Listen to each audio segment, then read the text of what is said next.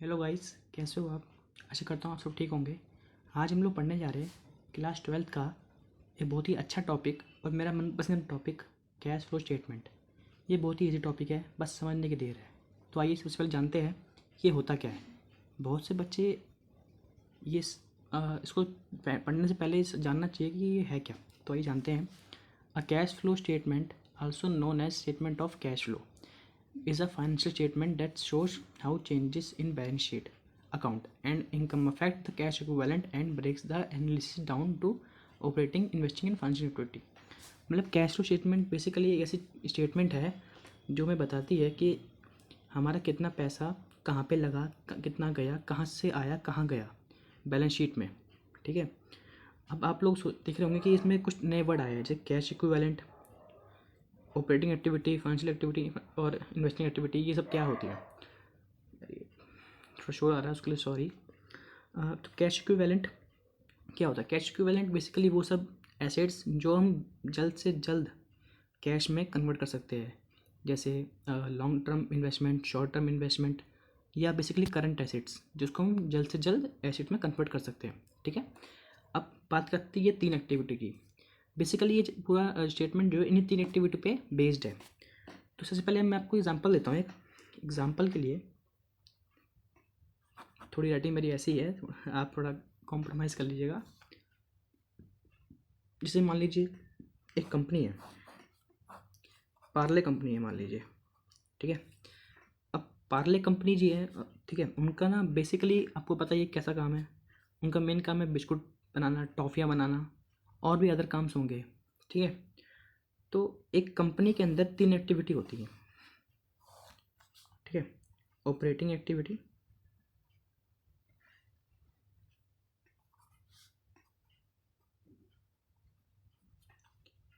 Investing activity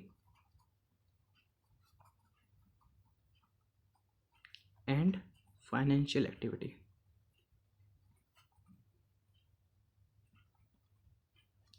तो देखिए जैसे जो पार्ले कंपनी है, अब उनका मेन काम है बिस्कुट बनाना, टॉफ़ियाँ बनाना। ठीक है।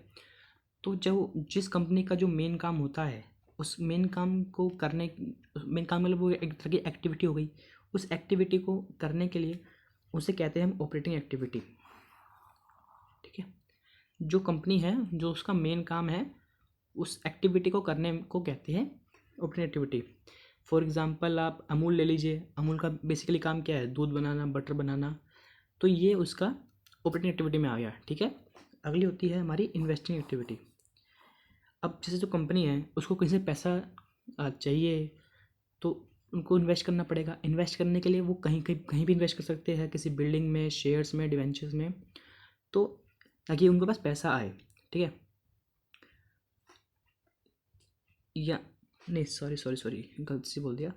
इन्वेस्टिंग एक्टिविटी वो होती है जिसमें जैसे पाले कंपनी है, जो पाले कंपनी बनी है उसके कुछ शेयर्स भी होंगे, डिवेंचर्स होंगे, बॉन्ड्स होंगे। जिन शेयर्स होल्डर ने उनके शेयर ले रखे हैं उनको भी कुछ डिविडेंड देना होगा, कुछ इंटरेस्ट देना होगा। तो बेसिकली वो उन सब की पेमेंट के लिए ये भी उनकी एक एक्टिविटी है। तो एक्टिविटी को करने के लिए इन्वेस्टिंग एक्टिविटी का नाम दिया गया है। ठीक है। थर्ड है फाइनेंशियल एक्टिविटी। इसमें बेसिकली हम देखते हैं कि पैसा कहाँ से आ रहा है। फाइनेंशियल एक्टिविटी में ये देखते हैं कि पैसा कहाँ से आ रहा है।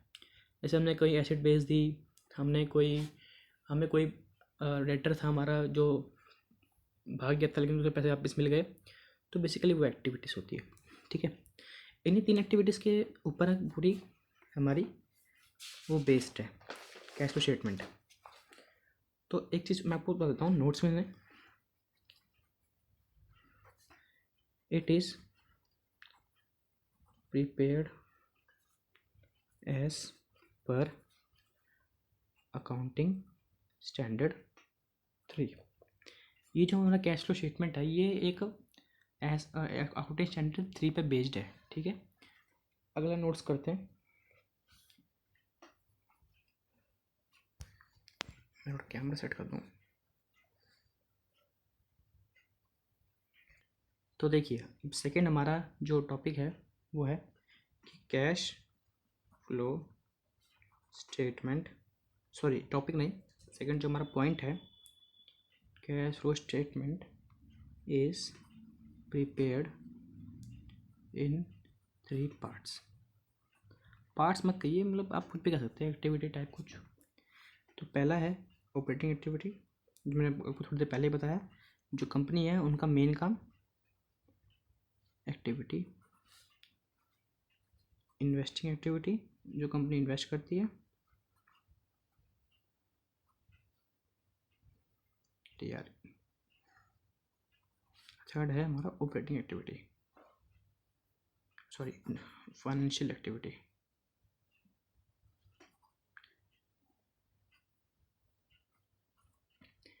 जिसमें जैसे हमारा शेयर कैपिटल है, लोन है, जिससे हमारा पैसा आ रहा है, वो हमारा हो गया financial activity. Share capital and loan, जिससे हमको पैसा आ रहा है, ठीक है। इन्वेस्टिंग एक्टिविटी में हमारा आता है fixed asset and investment. Investment भी कई प्रकार की होती है, लॉन्ग टर्म, शॉर्ट टर्म, आगे हम पढ़ेंगे। और जो हम ऑपरेटिंग एक्टिविटी में बता दिया आपको, ऑपरेशंस, जो कंपनी है उसका मेन काम क्या है। पार्ले कंपनी का मेन काम है बिस्कुट बनाना, टॉफ़ियाँ बनाना। कोलगेट का काम है बेसिकली कोलगेट टूथपेस्ट बनाना। और भी कंपनी, अमूल ले लीजिए, अमूल का मेनली काम है दूध बनाना और दही बनाना, सॉरी दही नहीं बटर बनाना। तो यही मेन काम है, ठीक है। तो अब हम कुछ मेन चीज़ की बात करेंगे। और तो एक पहली मेन चीज़ बात ये है, ये हमारा बहुत ज़रूरी टॉपिक है, इसके बिना क्वेश्चन शुरू नहीं होता। Calculation of net profit before tax. अब कैश फ्लो स्टेटमेंट में हम ये देखते हैं कि हमारे पास कितना पैसा आया, कितना पैसा गया। अगर पैसा आया है तो प्लस कर दीजिए, पैसा गया है तो माइनस कर दीजिए। लेकिन हर बार प्लस माइनस नहीं होगा, थोड़ा ध्यान रखिएगा। तो हम आगे देखते हैं। तो जब हम ये क्वेश्चन, जब आप क्वेश्चन शुरू करते हो, तो जब लिखोगे कैश फ्लो शुरू करोगे, तो जब ये वाला जब टॉपिक आएगा तो उसमें आप लिखोगे करंट ईयर प्रॉफिट। मान लो कुछ भी है जो करंट ईयर प्रॉफिट आपको दे रखा होगा, ठीक है, उसमें से आपको माइनस करना है प्रीवियस ईयर प्रॉफिट। माइनस कर दीजिएगा, जो भी अमाउंट आएगा वो हो गया आपका, कुछ अमाउंट हो गया। मतलब अभी इसमें कुछ चीज़ें ऐड करनी है। तो देखिए आइए, तो जो चीज़ें हमें जो ये हमारा अमाउंट आया है, इसमें हमें कुछ चीज़ें ऐड करनी होंगी। वो चीज़ें क्या हैं देखते हैं। ट्रांसफ़र टू रिज़र्व, ये एक मतलब हमें ना क्वेश्चन में गिवन होगा ट्रांसफ़र टू रिज़र्व लिख के, तो हमें यहाँ पे ऐड करना होगा, ठीक है। अगला है प्रपोज डिविडेंड। अब आप पूछेंगे ये क्या है, मैं बताता हूँ आपको क्या है। ये वो डिविडेंड होता है जो कंपनी को देना होता है, लेकिन उन्होंने अभी तक दिया नहीं होता है। मतलब तय कर लिया होता है कि हमें देना है, बस अभी तक दिया नहीं होता है, ठीक है। अभी इसके बारे में आगे बताएंगे आपको, आगे चलते हैं। अगला है इंटीरिम डिविडेंड। ये वो डिविडेंड होता है जो कंपनी साल के बीच में बांट देती है। इंटीरिम मतलब बीच में, साल के बीच में ही शेयर होल्डर को, डिबेंचर होल्डर को बांट देती है, ठीक है। अगला है प्रोविजन फॉर डाउटफुल डेट।